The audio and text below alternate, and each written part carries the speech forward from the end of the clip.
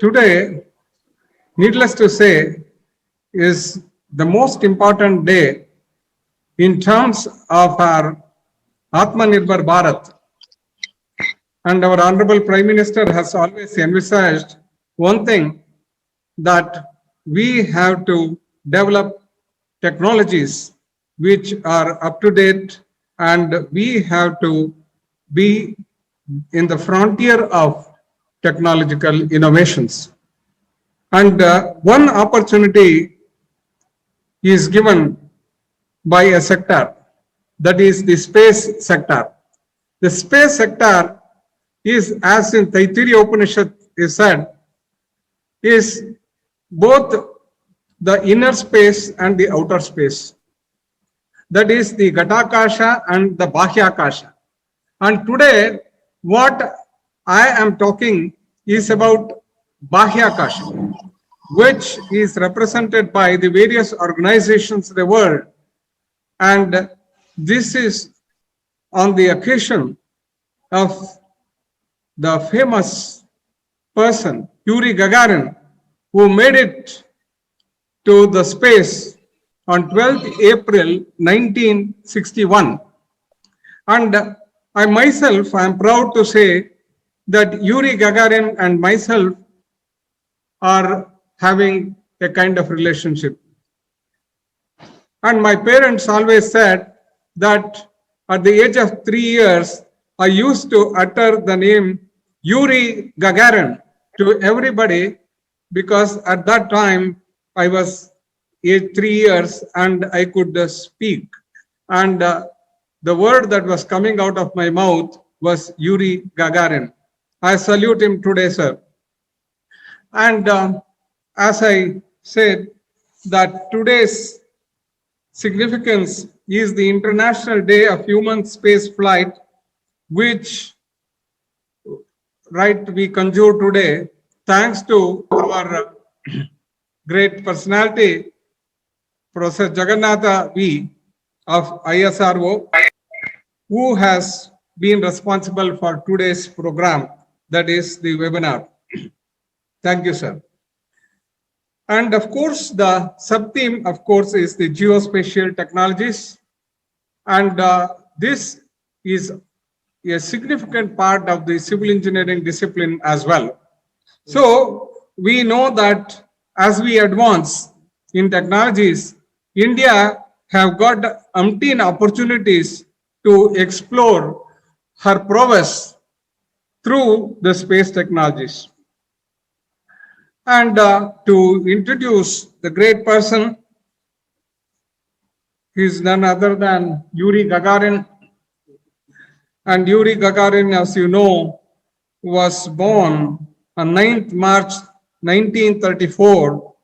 And of course, he was envisaged at a small age itself that there was a prediction in Russia that this child would be a great child, and it would be doing some extraordinary feat, and which actually was true.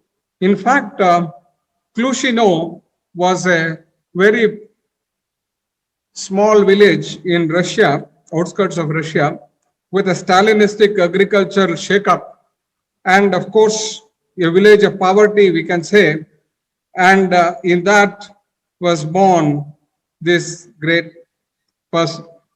And in fact, it is understood that he would go for many more flights and many more kind of launches, but his life became, abruptly cut off the year March 27th, 1968, when he died in an air crash.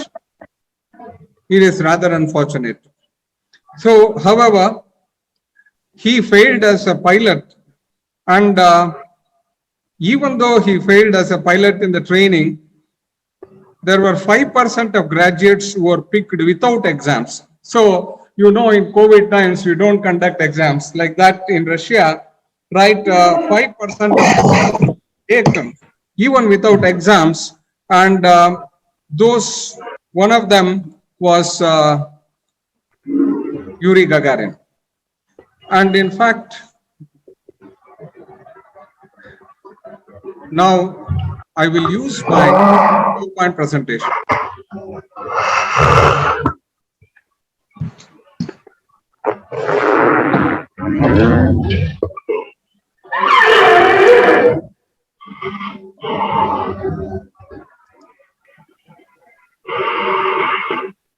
And I acknowledge that this program was made possible by another great person, who is Dr. Vinay. He is the PDF from IIT Kharagpur, and also my colleague, Professor Ravi Teja, and all my other colleagues who have made this happen. So the topic is geospatial technologies, and I'm Dr. Shashi Shankar A, Professor and Head, Department of Civil Engineering, AMC Engineering College, Bannerghatta Road, Bengaluru. So as I have already said, this is commemoration of International Day of Human Space Flight, 12th April. Mankind has, of course, dreamt of visiting space for as long as he has been able to dream over the last 70 years, and we are made that dream a reality. And one person said from the space on 12th April, that is on this day in 1961, I can see the clouds, I can see everything, it's all beautiful. That's Yuri Gagarin, who made history. And in fact, all the countries had appreciated, right, that he went to the space. But however, Americans fell short of doing it before the Russians, and there was what I should say, slumber in the US regarding this. However, Americans had tried in December 1961, it's a chimpanzee, and of course in 1962 they had used a liquid hydrogen, liquid oxygen, of course, as a propellant, and with 200-pound thrust, and they sent the water-filled tanks at high altitudes, and of course we remember John Glenn in 1962 US, and of course they used the Convair, and of course they used the Saturn 1B for this purpose. On September 1962, selected right, of course, people, and however it could not be done, but that is the NASA, right? However, it should not be taken as right, a failure or something, but we should understand that the Russians, that is the Soviet Yuri Gagarin was the first one at the age of 27 who made this great feat. And of course, the International Day of the human space flight, right, is celebrated every year. And of course, we dedicated this to Vostok 1 space flight, one orbit around the Earth, of course, right, almost a minute. And of course, 108 minutes of right, space time has been, right, consumed in this particular expedition. And of course, the NASA SpaceX you have seen, right? Of course, we can have a reusable orbit class of launch of vehicles, founded 2001 to 2004. Founder Elon Musk, of course, 2005 2009, Falcon 1 was developed, and it sends human to space by May 2020. So all these things we know. However, let us be aware that it was Caroline in 1933 who gave the first rocket, right? And thereafter the German V2 rocket was used, and ICBM, that is Intercontinental Ballistic Missile, 1954. And of course, these are his history. And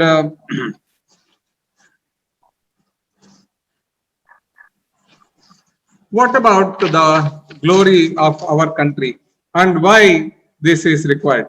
So, ISRO, right, of course, Professor Jagannatha is here.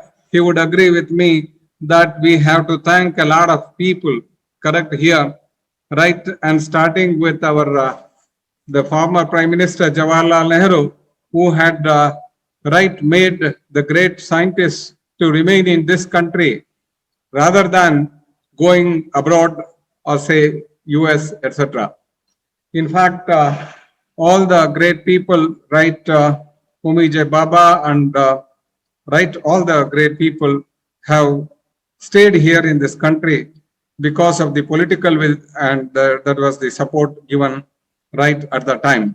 And of course, it is one country, that is India, which is now doing the rounds as next to NASA, correct? So ISRO. And of course, 1957 Sputnik 1 was launched, and right agreement. And of course, we are using a lander and the rover. And of course, NASA, ISRO, also synthesis is also right planned. And of course, remote sensing and disaster mitigation efforts and all will go right in a better manner once the Mangalyaan 2 takes off. And it's a $1.5 billion project. And it is still very minuscule compared to the expenditure the NASA does for a similar project.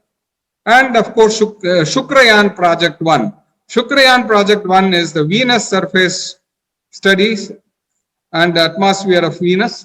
The purely Indian instruments will be used, and the cloud monitor, and of course VIDA spectropolarimeter, surface solar ocular spectrophotometer, lightning sensors, earth glow imagers, and all this will be, of course, incorporated. Is a purely indigenous system. And of course, there will be a Russian and France payload of 2 and 1 respectively. And apart from this Chandrayaan, Gaganyaan, Aditya L1, Mangalyaan and Shukrayaan, we have many more things to come from ISRO, that is the commercial ventures, the military ventures, and the space shuttle and the reusable right kind of things. So of course are planned here, and it is precisely called the Gaganyaan. And of course we have got known that Rakesh Sharma right had gone in Soyuz T11 launch, and of course it's a tiny one, is Salyut 7 right in 1984, and in 2006 of course we had a low funding, and the Gaganyaan was again stopped. And Honorable Prime Minister Modi has got a great vision, and he wants to go independent with great possibilities for India, that is in the year 2022. And I hope it will go successfully with a GSL V5, and of course it will be a 7 days expedition. And they already 4 candidates are selected, and they are undergoing 12 months training in Russia. And of course, this is not a scientific mission. It is less of scientific mission, we can say. It is more of a technical demonstration mission for India. So this will be a space station, and hope that it will bring great credit to our country. And of course, Vyom Mitra. Vyom Mitra is a female humanoid developed, and it's similar to Replay, REPLEY Replay robot, the SpaceX. And Vyom Mitra is our Indian female humanoid, which will be accompanying this mission. And I'm very happy to say that there are a lot of AI applications in the space industry. Of course, the three important applications we can see in the incorporations, we can see in EVO 1, that is the Earth Observer 1, and SkyCat and ENVISAT. These satellites leverage the artificial intelligence to provide actionable insights for agencies, governments, business, and help them in making accurate decisions. So please note that the AI applications in space industry is going to create a lot of opportunities in the field of artificial intelligence for our young generation. And the other one is obviously in the area of image processing, and ISRO is going to give lots of challenges to the young people in terms of jobs as well, with the image processing area. So of course, the Bayesian algorithm to perform deconvolution of images in radio astronomy and charting of the unmarked galaxies, supernovas, stars, black holes, and cosmic events.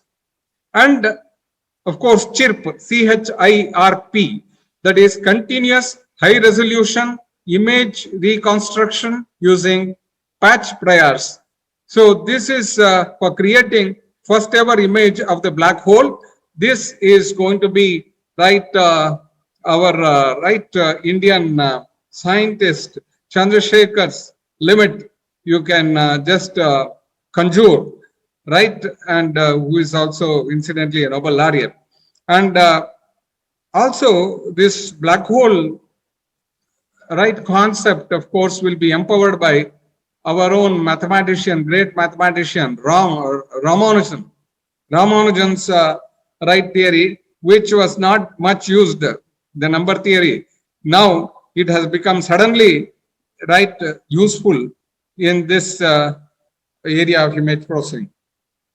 And of course, the discovery of exoplanets and alien life is another area where we'll be working, and classifying the heavenly bodies, the exoplanets, of course, and the most potentially habitable. There are 5 numbers, as all of us know: Earth, Mars, Venus, Saturn's largest moon, Titan.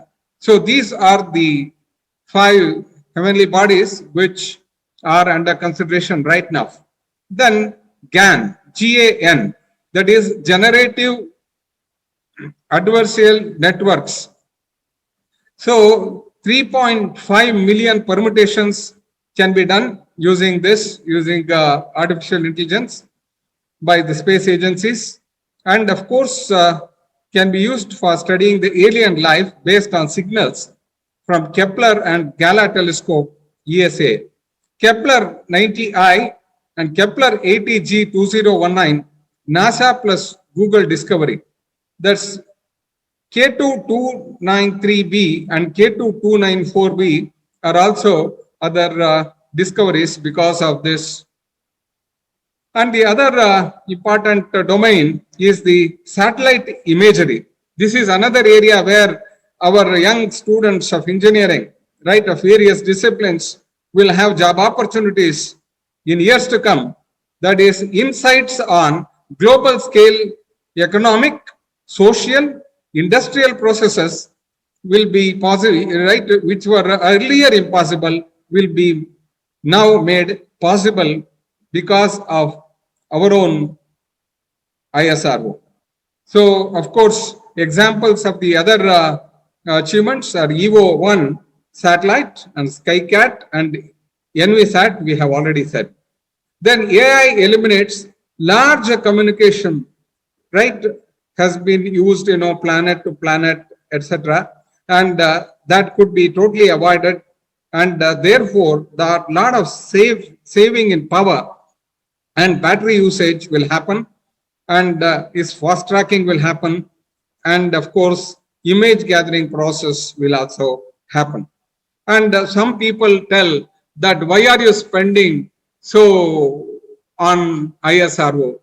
Let me just tell you that spending on ISRO is to bring economy in all other spheres of life for the growing right country, India.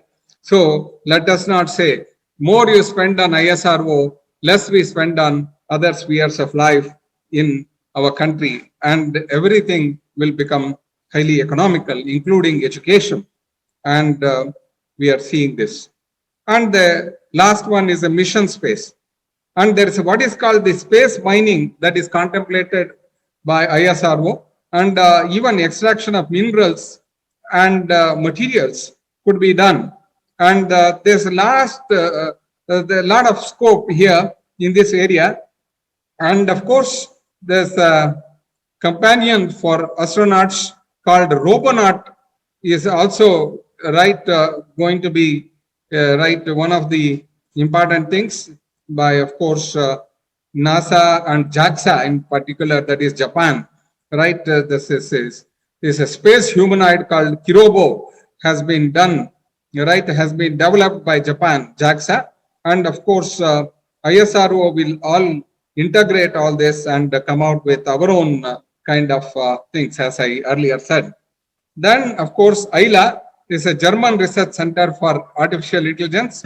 Dexter is a Canadian space agency, that is AstroB, and Simon, CIMON, Crew Interactive Mobile Companion, right? And zero gravity flotation studies and all can be done using all these AI applications in directly affecting the space. So some people may ask, then what is there for the civil engineers?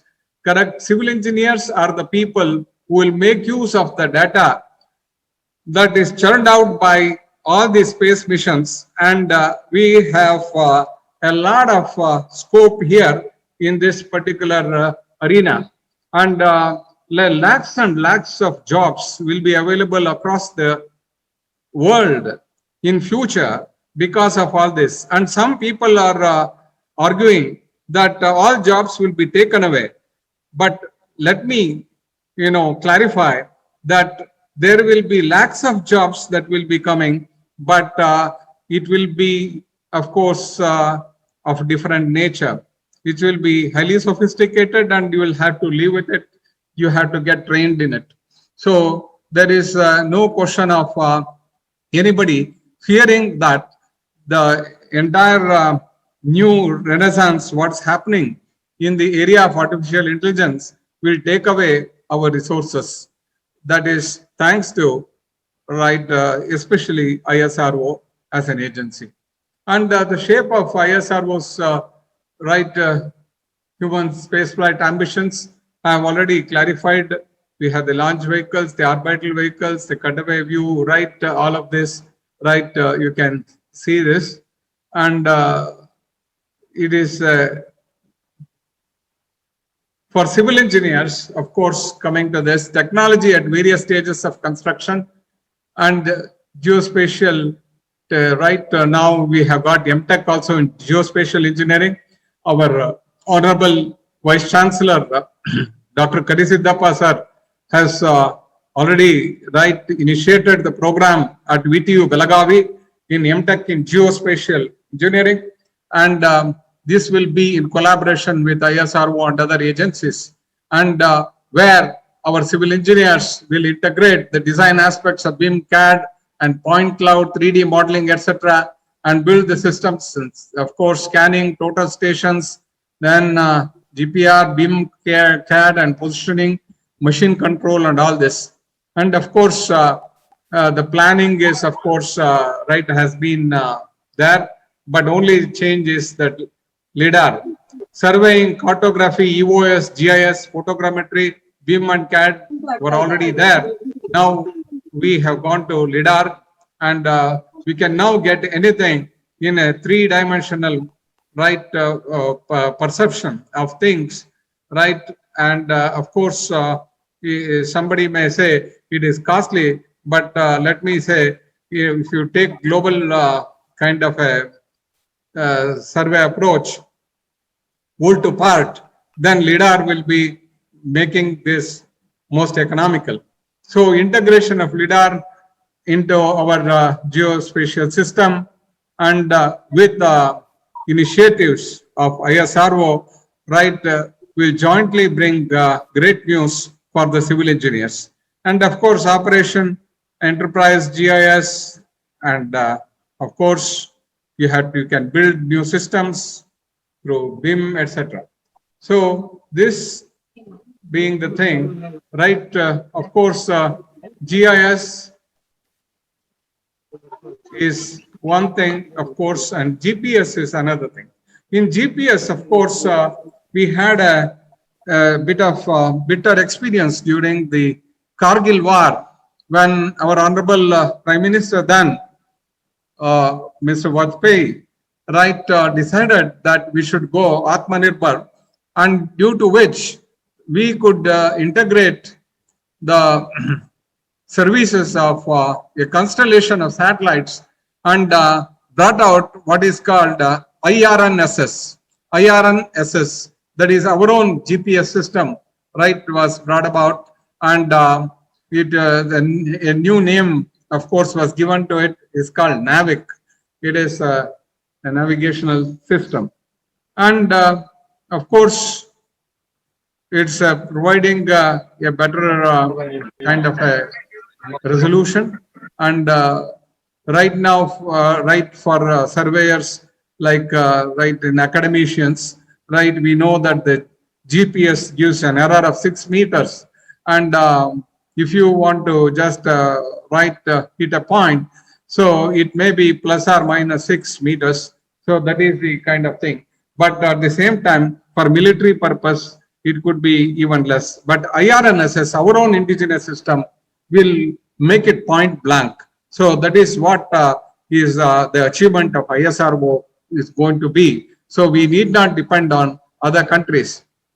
Then, of course, visualization and mapping, analysis, and of course, planning and design, decision making, actions, and all these are possible with the geographical information system domain. And of course, all this I have already just mentioned. SARAL, RISAT-1, Megatropics, our own professor, is here. He has been of great, Dr. Raju sir, and he has been our mentor too at the Jain University right now. He was with the ISRO at a very high position in ISRO, and he was heading the Megatropics, and Dr. Raju Gardachar sir. So I acknowledge his presence here in this particular webinar. Then, of course, INSAT 3D, Cartosat 2B, 2A, 2, Cartosat 1, INSAT 3A, Kalpana, then OceanSat, IRS-P3, Resource and Resource Sat 1, etc. And of course, OceanSat, of course, we have been able to understand the manganese nodule deposits also, the lot of resources, the ocean resources. So, of course, the IRNSS, I have already said, the Indian Regional Navigation Satellite System, of course, all these features, and you can go through very leisurely, and we can organize a webinar for IRNSS. We have already worked using IRNSS under Dr. Raju Gardachar sir, and we will give a lot more time for this. And of course, thank you for bearing with me. And this is only an eye-opener, because geospatial technologies are the topics that are kept for the new VTU syllabus. So there are a lot of electives, and now there's a system of open electives also anybody can take from. And if civil engineering department is offering, anybody else can take, like that. So we have an interdisciplinary approach here, and of course, geospatial technologies will be the order of tomorrow for all civil engineers. With this, I conclude by telling one thing, that India has to go Atmanirbhar, and Akash that is the inner Akash, and the outer Akash, that is the Bahyakash, right? And of course, is the Antarakash. Both are responsible. So if you go Antarya, that means the rishis, and the Bahyakash, that is the scientists. So we have to integrate both and go to make India Atmanirbhar as envisaged by our Honorable Prime Minister Narendra Modi, sir. Thank you very much, sir, for patient hearing. All of you, thank you very much.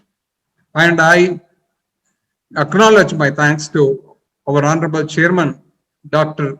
K.R. Paramahamsa, sir, who has always blessed me in taking up these kind of webinars and all the ventures. And our Executive Vice President, sir, and Rahul, Ms. Rahul, and Monica, Madam, that is our the management, and the Vice Chairperson, the Geeta Ma'am. So all of them have been helping us, and we have a center called C-Geeta. C-Geeta means Center for Global Environment and Eco-Friendly Technology Applications, where of course we have the research scholars working for their PhD programs also. And one of them is now in IIT Kharagpur, Dr. Vinay. I thank Dr. Jagannatha, sir. Sir, my sincere pranams for a wonderful presentation, sir. I think it was befitting to have a presentation which is actually a forerunner. I just want to mention one thing. In the chat box, I have put as a respectful regards to your presentation and also students' community interest. In the 3-4 programs I have just announced in the chat box, I request all the faculties and also students to look into it. Number one. Yes, sir. Number yes, two, sir. there's something called C-Geeta relevant activity. Village, lunar village campaign is going on. By 2045, some space enthusiasts want to go to moon and construct layouts. 2045. Great. Most of our generation will not be there, but the younger civil engineering students and faculties will find it a very challenging one. Surprisingly, Kuwait is one of the active member in this group, and there was a webinar recently. 2045, lunar village layouts, and International Space University is already working on a design of the lunar layouts. It is like in Netherlands, because of climate change, they're constructing houses on the ocean. Because land is having about 800 plus kilometers of dikes. They are living below the sea level. So that sort of a new civil engineering challenges are coming. Sir, I want to say pranams to you because it is so much giving an insight and a confidence and for the civil engineering community. Civil engineers by default are the ones who construct things for any super structures. I still remember in 97, 99, I was at Sriharikota for the second launch pad. Even today, sir, I remember. Could you please you share your experience with U.R. Rao and Satish Dhawan, sir? You are a student of Satish Dhawan, we know, and you are a student of U.R. Rao. Time constraint, I'll take 1 minute. I am a graduate from NIE Mysore. Served shortly as a part-time lecturer for 2 semesters before getting into IIT Kharagpur. So I got an offer from ISRO, first and the last interview, and I was so fortunate to be associated with Professor U.R. Rao and Professor Dhawan. And there were some great teachers like Professor M.A. Setu Rao and Dr. H. Narasimhaya. They groomed me, which our Professor S.S. said, you know, I'm so fortunate in 1980s itself, my internal environment was made better. Today, sir touched that important aspect. If our internal environment is good, the external environment will be better. That's what Buddha said 2500 years ago. And sir touched it so well because our Vedanta, our Upanishad contains so much of it. And we as civil engineers should also learn the Sanskrit and other languages.